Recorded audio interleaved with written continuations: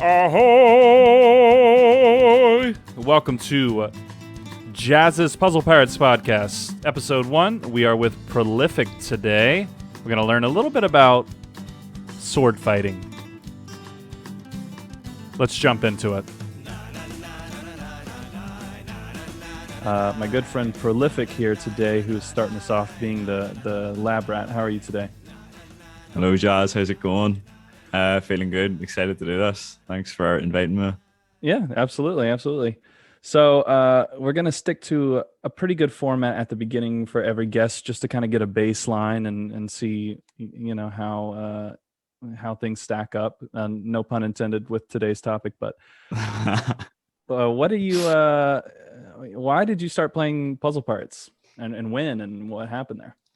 When did I start playing Puzzle Pirates? Well, I found it on a website. I'm sure like many other people have started playing it from. Miniclip. Have you heard of it? Miniclip.com. That is how I found it as well. Yeah. Oh, really? You two got tired of Club Penguin then and moved on to something else. Well, it's another story for me. It wasn't Club Penguin. It was a game called My Coke, but this isn't about me. But yeah, found it in Miniclip. I played it for a bit and I enjoyed it quite a bit, obviously. I subscribed to a fellow named Quasars. I'm sure you know him. I've heard of him. Yeah.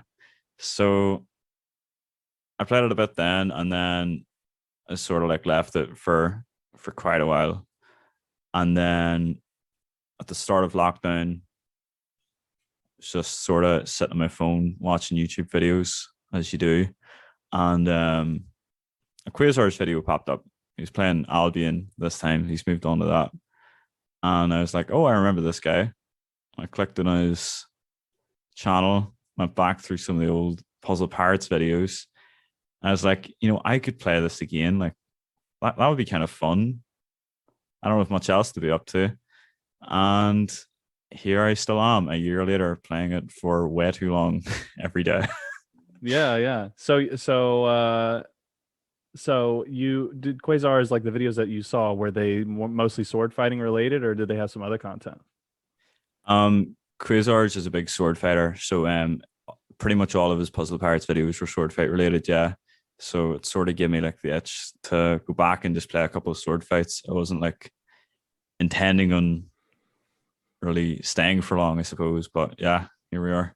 So did you already have like a natural talent, like when you watch those videos where you like, I could probably do what he's doing? You see, he was always like leagues ahead of me. Like I was never good at sword fighting. It was only really within the last year that I was pretty bad when I came back. I still was for like a good few months, but I think I've been getting like quite a bit better at it, I guess. Okay, all right. So yeah, that's interesting because we have a lot of questions down the pipeline about like the sword fighting community, but like you as a sword fighter, you've been putting out lots of streams lately showing some like high stakes, and you claim to not be very good this time last year. So that sounds really encouraging for people who are terrible at sword fighting. Like are you going to talk about like who or how or what got you to this point? Yeah, for sure. Like I did have like a bit of a foundation to build off, so it wasn't like I was totally like new to the puzzle, but yeah, like I was definitely in no sort of like position to compete with anyone like half decent even just a year ago. And I guess I've come like quite a long way since then. I'm not gonna like comment on like how good I think I am or whatever, but yeah. What was the other thing you asked about? How did I get here? Or Yeah, well, just so you don't have to comment on where you think you stand because we saw the tournament, haha. But I'm talking more like, oh, we don't talk about that. I'm more curious to know, like, was it like a certain set of people or a certain set of videos or like a certain set of like just practicing yourself? What brought you from half decent to like being at least a part of the kind of upper tier of the community? Um, so yeah, it was a lot of practice in general, and it was like knowing what I was practicing. Um, a big help to me was GU and Alex, we'll call him. Uh, they sort of like reached out because they enjoyed like the sort of content I was making on Twitch and stuff, and sort of helped direct me in a sort of direction, I suppose, to like what I should be practicing, what I'm bad at, and what I need to get better at, you know. So I think whenever I like started like really practicing, like identifying and practicing my weaknesses and getting better at them, then that's sort of like made me more aware of like what like how the game works and what I need to be doing and stuff like that. And it's sort of like just gradually made me better and better over time. For anyone looking to get better, the first like resource I always suggest them is Quasar's SF Bible series on YouTube. It sadly was never completed, but there's still a lot of good content in there as to the basics of SF and even some like advanced stuff. And even whenever I watched it, I only watched it for the first time around the time I came back. So I wasn't around whenever he originally put it out. But for even just like how basic it was in a sense, he knows the game better than anyone else and explains it very, very well. So that would be a really good resource I would suggest. And even just like discussing the game with other players, because the game itself doesn't give you any tips on what you should be doing, right? It just says, all right, you form pieces together, you make block, you break it, you make strike. It gives you nothing. It doesn't tell you like what to do whatsoever. So like watch other people, talk about the game with other people, and do dedicated practice. Would definitely be like the three things that helped me and what I think would help anyone else trying to get into sword fight. All right, all right. And then so I don't know if this is going to be the same. I'm actually curious to know, but is that your favorite thing about Puzzle Pirates, or is there other elements? I mean, I bet everyone's expecting me to say that. But I'm gonna go for the cringy answer instead. Obviously I came back to the game for sword fight. It's kind of like quite addicting. I don't know if you knew that. But definitely the only reason I'm still playing is, you know, the people. I've met a lot of amazing people through playing this game, and I've had a great time just talking ship with them over lockdown, you know. Um it's been really, really great meeting them all. And like I'd say I'd still jump onto the game like once every like week, maybe just to play like some sword fight because I do really enjoy it. Like, but I definitely would not be around like even 5% as much if it wasn't for some of the people I've met on here. That's awesome. Yeah, and now you've officially paved the way for everyone to say that their favorite part was the people. Yeah, they have to do that now. It's like the political answer, right? Not cringy, just cheesy. But cheesy's good sometimes. Yeah, gotta show So, some love to them, you know. and then here's the flip side. So, what's one thing? Oh gosh, another pun. What is one thing you would change about Puzzle Pirates if you could? One thing I would change with Puzzle Pirates, I mean, there's quite a few things. Limit it to one. It's definitely, yeah, it's definitely not a perfect game. It has a lot of flaws. Um, and I imagine literally everyone listening to this right now is just waiting for me to say fix modding. And yeah, it's pretty up there. But I think what this game could like really benefit from would be, I would say, getting the community more involved with like the running of the game, because Ocean Masters, if you're listening, like no offense, but there's been people who have been playing this game flat out for the last like 15 years and they know it absolutely inside out. And I think if they got the community more involved with like say bug fixes or like small like development changes, suggestions, moderation, stuff like that, even just like being like a sort of like communication source between the OMs and the players, like community ambassadors, puzzle ambassadors, something like that. I think the game could really, really benefit from that because as of right now, the Ocean Masters aren't very involved whatsoever. And, they spend a lot of their time replying to emails and stuff. So they don't really get like a chance, I suppose, to sort of understand the game and what's actually going on in it. Like recently they're adding like what vampire phrase for sword fight, right? Mm-hmm.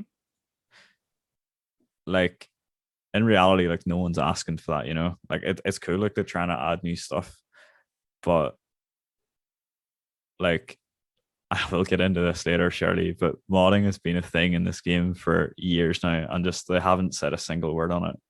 Like, even if they could just say, like, we're not going to fix this, like, stop having hope. Like, it would be better than just complete silence.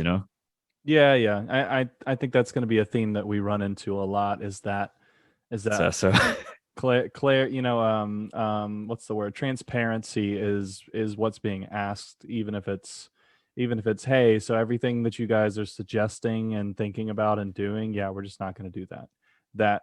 That we're asking for that kind of transparency. Yeah, just some sort of like actual communication because no one knows what's going on. Literally no one, right? Yeah, but I like to think of this game as real life because God doesn't talk to you in real life, and eventually life ends.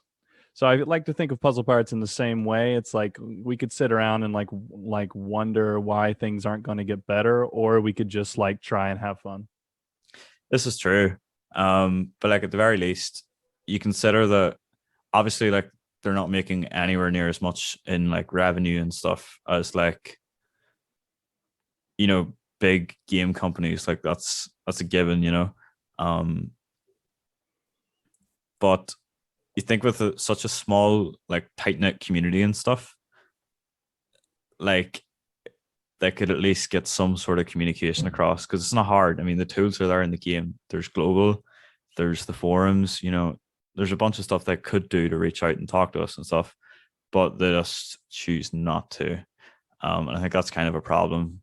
I mean, again, like you consider that companies like, I don't know, EA have like such a huge budget behind them, but they have literally like millions and millions of players, but yet they communicate far better than the Ocean Masters do with a community of like what 500 to 1,000 active players. Yeah. I mean, you're absolutely right. And I'm going to tell you right now, this is the part where Hera just turns it off and doesn't listen to these again, but you're absolutely right. So when we come back from a break, we'll talk about that other thing that was irking you a little bit about the modding and the speed hacking stuff. So very exciting.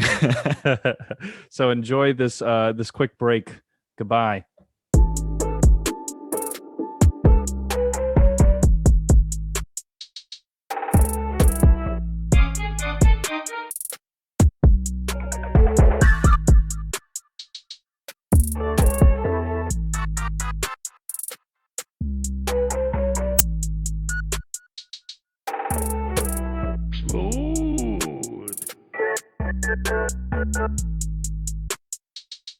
And we're back with Prolific. We are going to ask him some very flippant, specific sword fighting ish related questions here. Of course. Starting with the very well edited YouTube video called "It's Time to Stop Modding." It's on the top of the YouTube YPP related video charts. It is a very interesting video. Can you tell us about it? Modding is like a topic that has been brought up before by Quasars. He made a video about, I think, like 2 years ago, maybe. See, modding wasn't like a thing whenever I originally played. At least I don't think it was. So whenever I started playing at lockdown, and I started hearing about it, I was like, whoa, okay. Um, I was hoping maybe it wouldn't be such a huge problem and stuff, even though Quasar's definitely made it out to be in his video. But throughout my time playing since lockdown, um, there's been like a lot of people who've came and went who have just, made an account, modded all these people out of all of their PO and stuff and their items, and they've just got like mad and quit. And it's happened to me before plenty of times. It's happened to my friends tons of times. And nothing's been done about it, even though Quasar's made a pretty good case as to why it should have been fixed before. Um, so obviously, like a lot of us in the sword fight community have wanted this fixed for a while, right? Um, but nothing's been done about it thus far. So whenever they appointed a new developer, I sort of like took it upon myself and thought, right, maybe this is the time where we actually get some change on this, get some attention on it. So one night I just sort of decided to sit down and vent out all my frustrations on modding and stuff. I just sort of like rambled with it, probably better than I am now, but uh, basically, I talk about sort of like the history of history of modding, why I think it's a huge problem, and why I think it's more of a problem than a lot of people would think it is, because it plays into RMT, ban evasion, cheating, and I would suggest scamming as well, because these people who do it are presenting themselves as being of a lower skill than they actually are, and stuff like that. Since I made the video, it's sort of like, as you said, it's sort of like taken off. I think it's got like 2,000 views at the minute, and it's top of the like YouTube search thing for Puzzle Pirates. But unfortunately, nothing's been done about it since then. There hasn't been a word. There hasn't been anything from the developers or the Ocean Masters, any sort of comment on it whatsoever. And that was sort of like my main goal. So it's a little disappointing that literally have not said anything. I can't say I'm like awfully surprised, I guess, but I would still really appreciate some sort of like word on it, I suppose, because I think it's really disappointing that such a huge like flaw in the game has just been left totally ignored for years. Whenever people like myself and Quasars, and I'm sure multiple others through like petitions and stuff, have tried to get their attention on it, and nothing's been done about it whatsoever. And it's kind of like shocking to me in a way that like sword fight is even still a thing with this being in the game, because it just totally breaks it completely. As I discussed in the video, like say if people can choose whenever they're modding, people can choose what speed that they play at, right? You and I, Jazz, like we play on normal speed 1.0, right? That's what we call it. But these people can set their speed to say 1.1, 1.2, 1.5x, 2x the normal speed. And even stuff like 1.2x, maybe to like the normal or like the average person, even the average sword fighter, they'll be like, all right, well, that's not such a big deal. But like you have to consider that that's 20% more than any like non-cheating player can humanly do. And in a game such as sword fighting, where like there's such fine margins, like even if I'm one piece ahead of you in the piece queue, like that can literally win me the game. Like a lot of times, it's super impactful. Yeah, absolutely. Being able to break things at even 10% quicker and like drop your pieces 10% quicker, like it's just totally and utterly broken. And I think it's one of the biggest issues in the game right now that still has not been addressed, because as I said, it plays into RMT. People can just anyone basically can just make an account, mod a bunch of people, and then sell the winnings on illegitimate websites, which you shouldn't use, by the way. And it just encourages all these like ban evaders and stuff to come back to the game and cheat more people, and it makes the good people quit. There's a lot of people who I've been friends with and stuff, and I've seen it on the sword fight table, who have just totally abandoned the game completely because of their frustrations with it. And I totally, totally get it.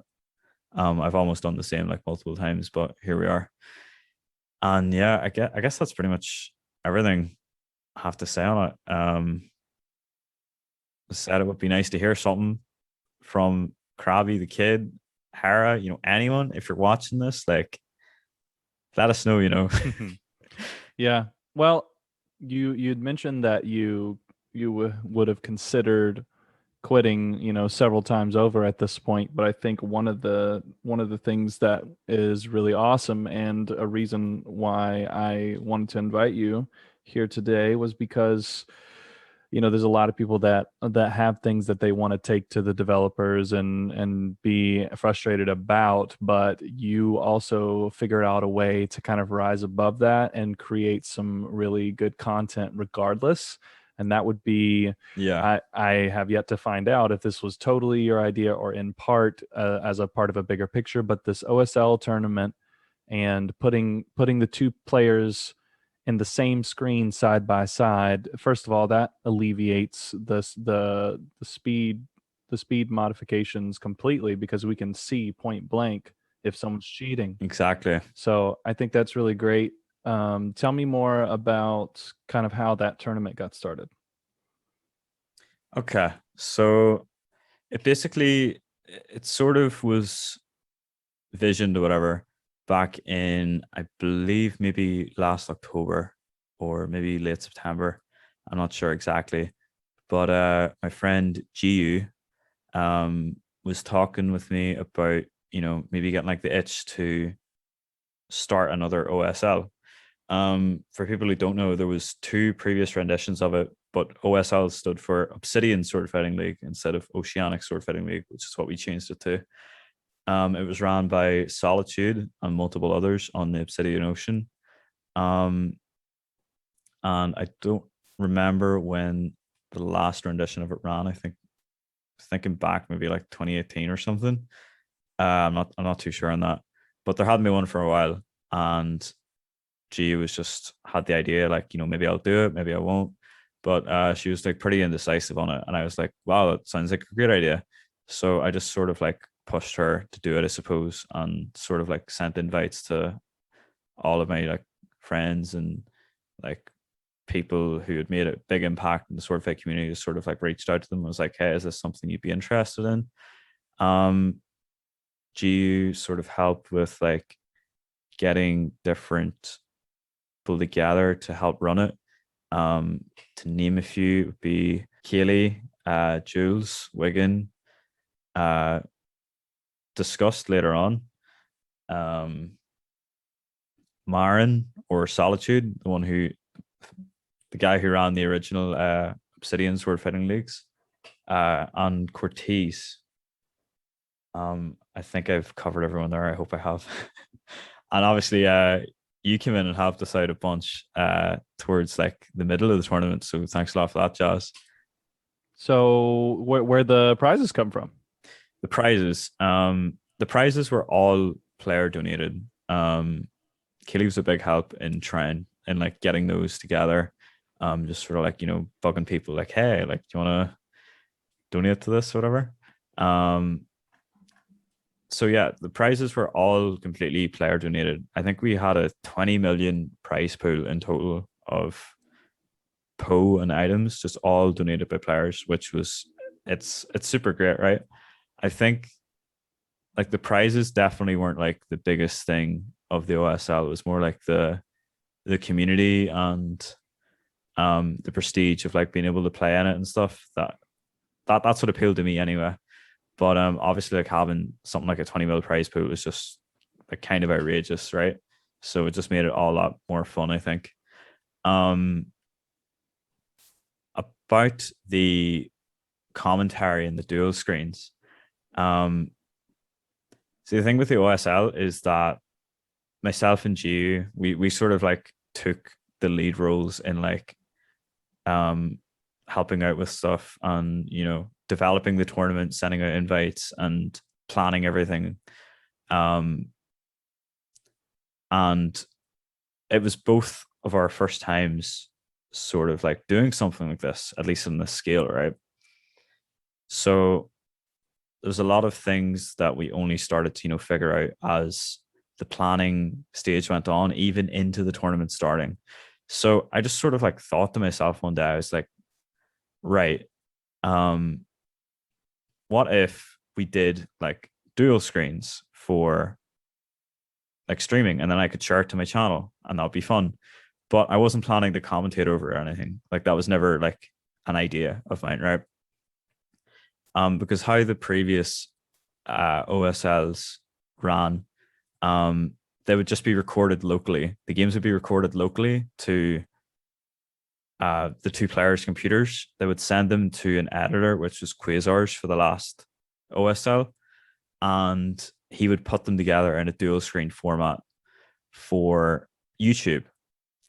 And in my opinion, like it's not as fun as streaming. Like streaming, I had been doing that for months prior to the tournament starting. I think it's a super cool, fun format, and I think it's like more involved and like interesting than like a YouTube video, but obviously we had to have some sort of recording in there for like the integrity of the tournament because of modding and stuff. So it just sort of like came to me, I suppose, like since me and a lot of my friends will like generally say like wager and then share our screens to each other in Discord, just to share the content or whatever, if we're not like properly streaming on Twitch. And a lot of the time, we'll put on multiple screens at once. So I guess that's just how it came to mind. But I was discussing this with Mikey, or discussed one day, and he was just sort of like, what if we like commentated over this? And I was like, yeah, that sounds really cool actually, because a lot of the time we will do that, like, and it's not asked for. Whenever like a friend is sharing games in Discord, we'll just like sit and we'll talk over it anyway, even if they don't want us to, and usually they don't. But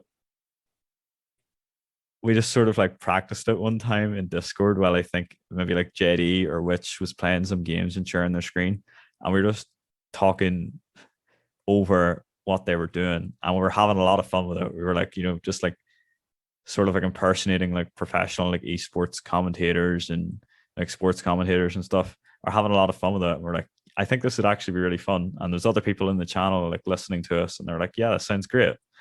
Um, so we tried it, with the dual screen Discord thing at the start. Like a lot of people weren't looking to get involved with it. Funny enough, I think maybe like they thought it'd be like a lot more pressure and stuff. But whenever the first like one or two people agreed to it, it just sort of became this thing where like everyone wanted their games like dual screened and commentated, and everyone was like only looking to see the games that was dual screened and commentated, so they enjoyed it that much. And I think that was like super cool that it sort of came from me and Mikey being idiots in Discord to sort of this like almost requirement for an OSL game, and sort of like the thing that people get really pumped up to see.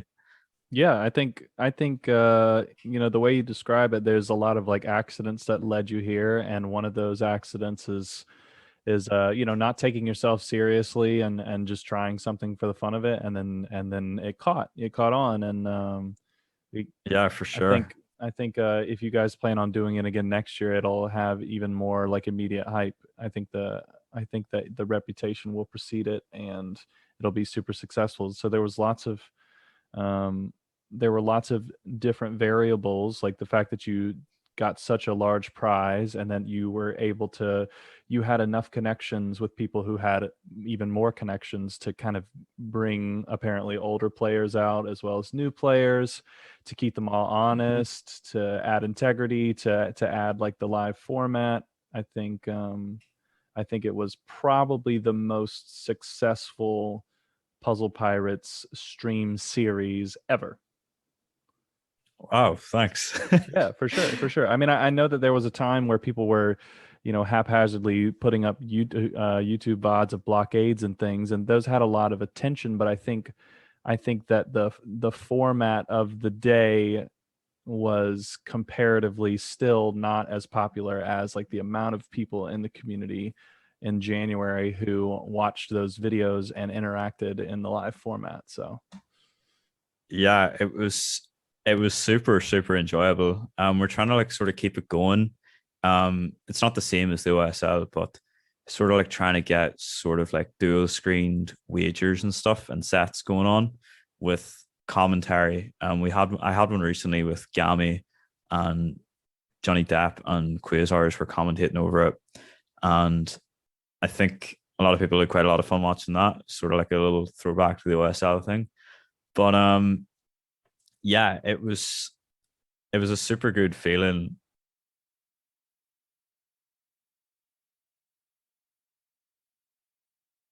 Yeah, it was super cool to see like a bunch of people who like weren't even into sword fighting and stuff, sort of like developing this interest and getting really excited to see like the next stream, the next commentary, the next game of the OSL. And we hit 100 viewers in the final match, which was like it's pretty mental to me. I think everyone just involved was like super proud of that, and we're all like absolutely buzzing to be able to bring it to you, and like you're able to get that much enjoyment out of it. It was so much fun. Thanks to everyone who got involved, and even by watching the games, everyone who donated, everyone who helped out with running it, everyone who played. Um, we all had a super, super great time with it. And I really hope that it is something that would be able to run again in the future. It's obviously dependent on the state of the game, I suppose, whenever the time comes and who all would be willing to participate and help out, because like it's a lot of work behind the scenes that I think maybe people don't appreciate sometimes. But yeah, I would still love to bring another rendition of it to Emerald again. yeah, definitely. Maybe when you're making content from now until then, you can try new things just as you tried new things with commentary. See what other forms and things come to you. Yeah, it's actually a pretty big like inspiration, I suppose, seeing all like the different events you were doing. Yeah, yeah, absolutely. Now, no tooting Jazz's horn is a policy on the podcast, but I didn't um read that. no, I didn't send it to you.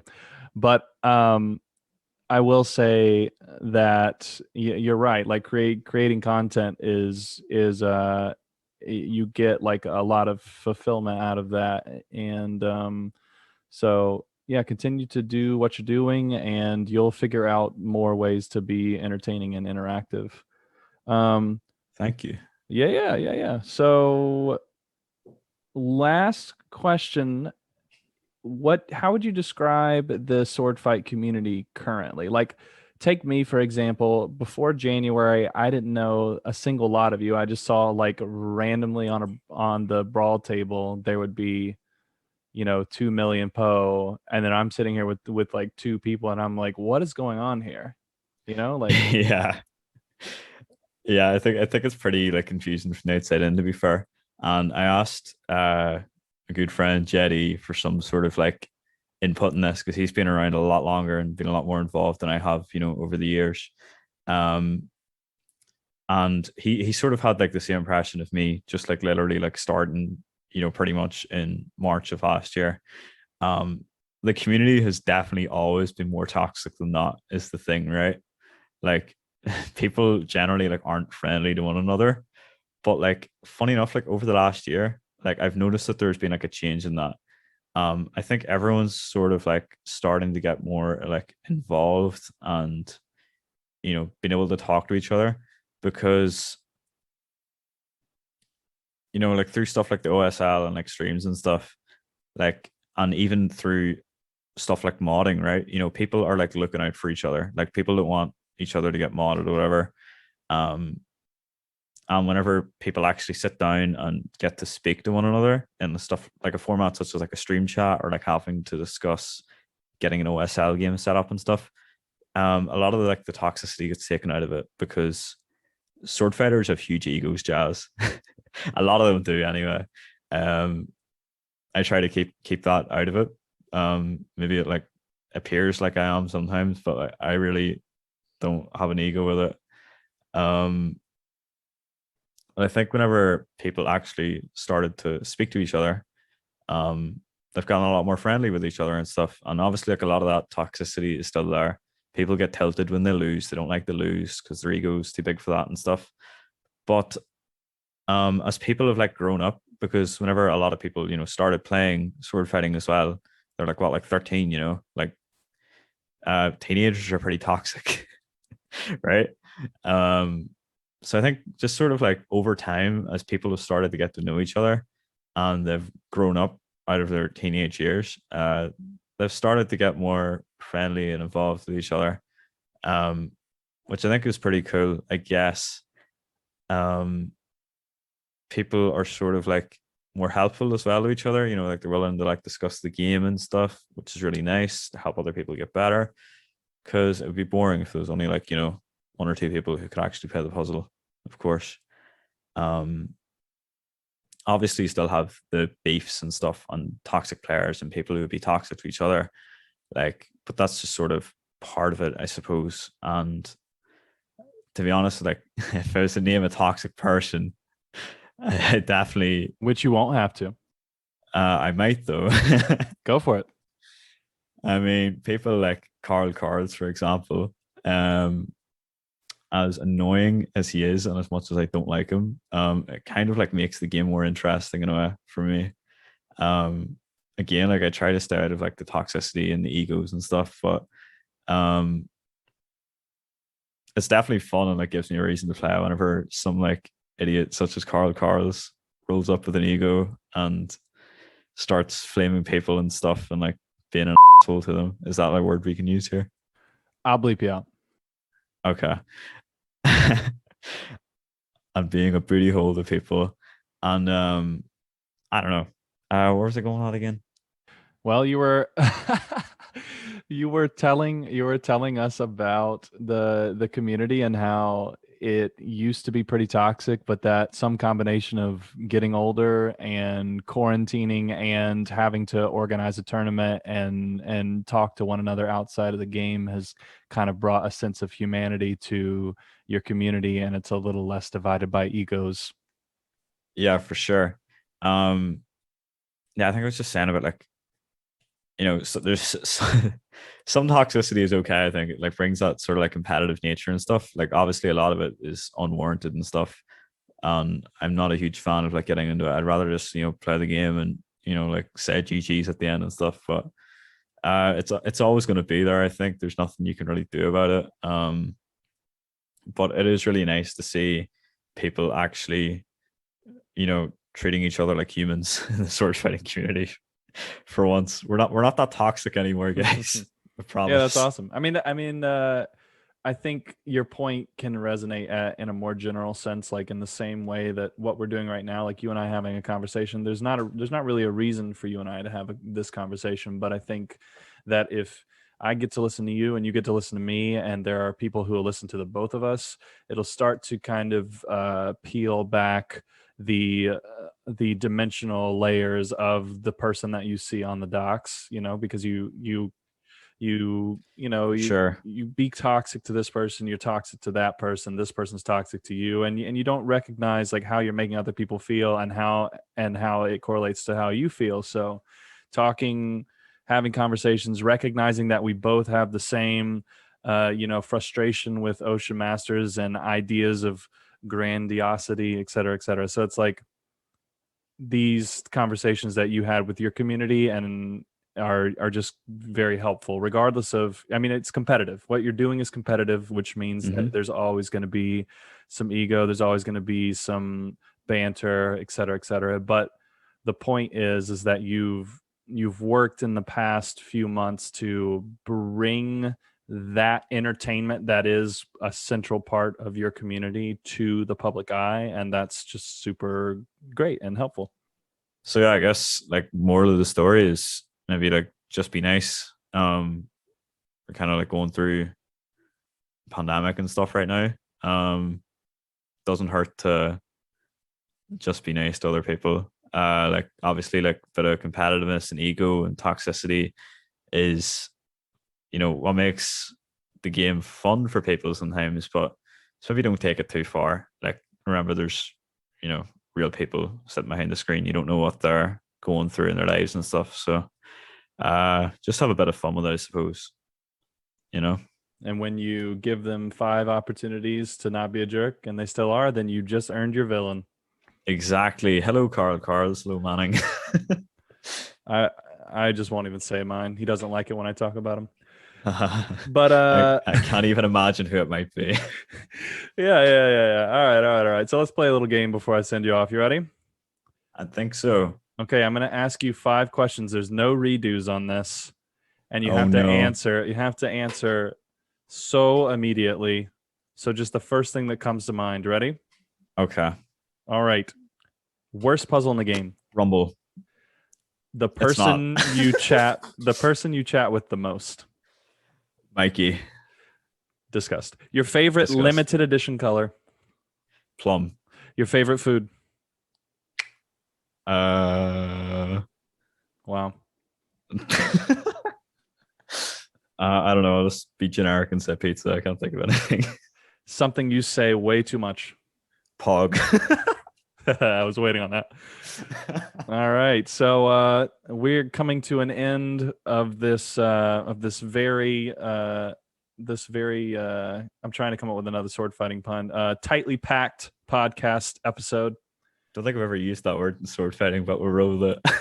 Well, like when you build the solid blocky thingies. Oh yes, yeah. I always call those tightly packed blocks. Yeah. I've heard you say that. Yeah. So who do you want to shout out? A lot of people. Oh no, this is going to be very, very sappy. But first of all, of course, my Twitch. Yes, all your subs. I am horrible. Yeah, Twitch Riven21. I think I made like a bit.ly link. It was like bit.ly/poggers with a Z at the end if you want to get them on YouTube. I don't know why I did that, but I did. Proof that I say the word pog way too much. Big thanks firstly to you for having me on here, Jazz. No. All right, sorry, I forgot. Yeah, so big thanks, I suppose, to all my friends and stuff, everyone who helped out with the OSL, just everyone who's like, I guess I've had a good time with on here for the last year.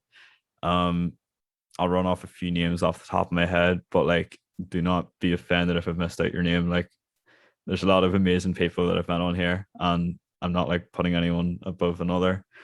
But Mikey, Stefan, Ellie, Alex, Michael, Lucy, Quiz, Kareem, Anna, Cami, Angela, Bailey, Scupperboy, Witch, Keely. Yeah. I'll not keep you here all day. But yeah, you are all pretty great. And if I missed out your name, I still love you, I promise. Such a wholesome guy. All right, we'll leave it at that. Episode 1 done. Thanks so much for hanging out with me today. It's been an absolute pleasure, Jazz. Thanks for having me on. All right. See you later. Bye. Peace.